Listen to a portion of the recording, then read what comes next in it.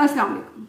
आप जानते हैं कि मौसम आजकल तब्दील हो रहा है। जैसे ही मौसम तब्दील होता है, इवन सर्दियों में नहीं, मौसम की तब्दीली किसी भी सर्दियों से गर्मियां आ रही हैं, गर्मियों से सर्दियां जा रही हैं, या बाहर का मौसम, कोई भी मौसम की चेंज है, उसमें इस तरह के मरीज ज्यादा बढ़ जाते हैं। किस तरह के? ये नज़ला जुकाम और वायरल जो इन्फेक्शंस हैं, एलर्जी के मसाइल हैं, ये जो है ये चीजें बढ़ जाती हैं। क्यों बढ़ जाती हैं? नज़ला सर में क्यों जम जाता है और किन किन चीज़ों पर अमल करके आप इससे बच सकते हैं। हमारे अपने भी ऐसे कई पेशेंट्स हैं जिनका ये मसला होता है और जो ये सवाल करते हैं, उनकी आगाही के लिए तफसीली आज ये वीडियो बना रहे हैं, क्योंकि जाहिर है 1 बाय 1 जवाब देना बहुत मुश्किल होता है और आइडेंटिफाई करना हर पेशेंट में वो एक तरह की आपकी अप्रोच नहीं हो सकती। पेशेंट को खुद भी देखना होता है कि मुझे किन चीज़ों से मुझे एलर्जी हो रही है। तो ये डिटेल्ड वीडियो आज बना रहे हैं इसके हवाले से एंड तक आपने इसको ज़रूर देखना है और अगर आप इसके हवाले से कुछ पूछना चाहें तो ज़रूर पूछें।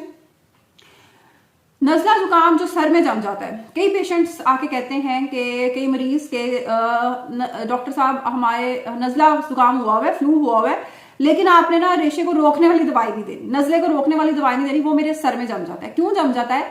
वो जम जाता है साइनस के ब्लॉक होने की वजह से। साइनसाइटिस जिसे कहा जाता है, गदूद का मसला, आप इसे आम जुबान में समझ सकते हैं।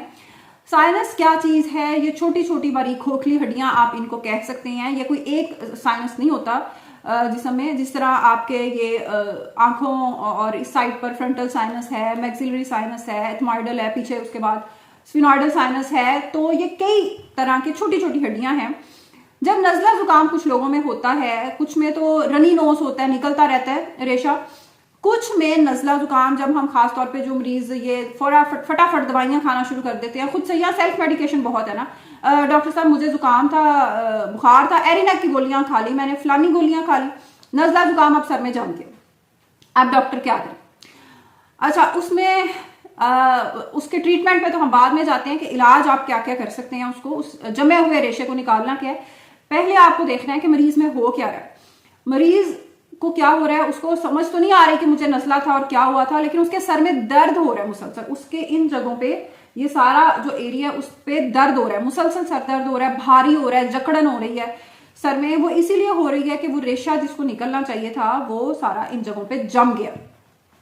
ये हमारे जो सारे साइनस हैं, ये फ्रंटल साइनस है, मैक्सिलरी, इन सब की ड्रेनेज नाक के थ्रू होनी है। इन्होंने नाक के जरिए से अपने आप को रिलीज करना है, आपको सांस लेने में आसानी होने, फिर आपका सांस भी बंद हो जा रहा है, आपको सर में दर्द होना है मुसलसल, क्योंकि आपका जो ड्रेनेज है, आपका निकलने का जो रास्ता है निकासी का, वो बंद हो चुका है।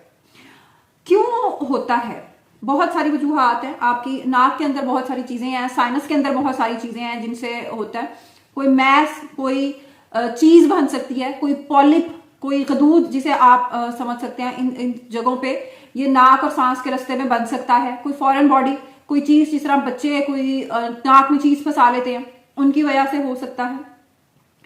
इसके अलावा कोई एलर्जी के मसाइल हैं, जिस तरह कुछ लोग आपने देखा होगा कि बाहर मट्टी में गए हैं या कोई धुएं वाली जगह पे गए हैं, कुछ लोग फैक्ट्रियों में, कुछ इस तरह की जगहों पे काम कर रहे होते हैं, जिसकी वजह से उन्हें सांस के मसाइल, एलर्जी के मसाइल हो जाते हैं। वो मट्टी वाली जगह पे गए हैं, छींकें आना शुरू हो गई हैं, नाक बताना शुरू हो गया कि मुझे मसला है, मैं बंद हो रहा हूं, मुझे एलर्जी हो रही है। उसमें क्या है कि ये हमारा जो सांस का रास्ता है, एलर्जी हो रही है तो वो स्वेलिंग होके, इन्फ्लेमेशन होके, सोज पड़ के वो कम होता जा रहा है, उसमें जगह कम से कम होती जा रही है, आपको सांस लेने में मुश्किल होती जा रही है। बचेंगे कैसे? अवॉइड करें, बचें। किन चीजों से बचें? जिस जिस चीज से भी आपका मसला होता है, जिस तरह इस्लामाबाद में पोलन की एलर्जी का मसला बहुत ज्यादा लोगों को होता है, वहां पे मुख्तलिफ जगह पे मुख्तलिफ है। फसलों की जब कटाई होती है कई इलाकों में, दही इलाकों में, वहां पे लोगों को ये मसला बहुत होता है, वो उड़ उड़ कर सांस में वो चीज शामिल होती है, उससे बचें। मास्क लगा के रखें। कोरोना की ये सबसे अच्छी चीज थी कि उसने हमारे लोगों को कुछ ना कुछ अकल दी कि आप लोगों ने बाहर जाते हुए मास्क का इस्तेमाल करना है, मास्क जरूर पहने, ना खुद इन्फेक्ट हो ना दूसरों को इन्फेक्ट करें, आपके सांस में मट्टी और ये चीजें जाए ना। मास्क एक बेहतरीन जनाब चीज है, जरूर इस्तेमाल करें इसको। कुछ लोगों को जिस तरह फास्ट फूड से, कोक, केचप, इन चीजों से एलर्जी हो जाती है, फौरन उनको पता चल जाता है, फौरन छींके, सांस में मुश्किल, ये चीज होना शुरू हो जाती है, उसको अवॉइड करें। वार्म लिक्विड्स जिस तरह चाय है, गर्म दूध है, इस तरह की चीजें आप ज्यादा से ज्यादा लें, उससे आपको आसानी होगी। सूप वगैरह ले सकते हैं, लेकिन तुर्श या खट्टे इस तरह के स्पाइसी किस्म के नहीं, इस तरह की चीजों को आपने अवॉइड करना है। ये मरीज को खुद भी पता होता है, कम से कम जो 20-25 साल का शख्स है उसको पता होता है कि मुझे किस किस चीज से मसला होता रहा है, बचपन में मुझे किस चीज से मसला होता रहा है। तो आपने उन चीजों को अवॉइड करना है, जितना बचेंगे उतना ही फायदा है। और फिर अगर मसला हो गया, सबसे बेहतरीन चीज मैं अपने मरीजों को भी बताती हूँ, जो खासतौर पर साइनस के दूध के मसले के साथ जो लोग आते हैं, हमारे लोग चाहते हैं कि एंटीबायोटिक हम लें स्ट्रॉन्ग से स्ट्रॉन्ग, बहुत ज्यादा तेज एक ही गोली खाएं और फटाफट हम ठीक हो जाए। लेकिन असल जो मसला है, जिस चीज ने सांस को खोलना है, वो है आपका स्प्रे। नाक में करने वाला जो स्प्रे है, आपने एक तरफ करना है, आपने खींचना है उसको, उसने एक ही दवाई ने आपका सारा सांस खोल देना। अगर आपको बार बार ये मसला हो रहा है तो सबसे बेहतरीन चीज नेजल स्प्रे है। लेकिन यहाँ पे ना लोगों के कुछ कॉन्सेप्ट्स हैं, वो कहते हैं खाने वाली दवाई हमने खानी है, चाहे उसे मैदे का बेड़ा गर्क हो जाए, बेशक एक टाइम में 5-5, 6-6 गोलियां आप हमें दे दें, वो बहुत अच्छी हमें लगेंगी, लेकिन हमने स्प्रे नहीं करना, उससे पता नहीं अंदर हमारे क्या एटम बम चला जाएगा, वो हमने इस्तेमाल नहीं करना। तो ऐसी कोई बात नहीं होती। सबसे बेहतरीन चीज इसका हल नेजल स्प्रे है। उसने आपके ये सारी चीजें खोल देनी है। आपका जो हेडेक, सर में दर्द है, सर में जकड़न है, उस चीज को बेहतरीन कर देना।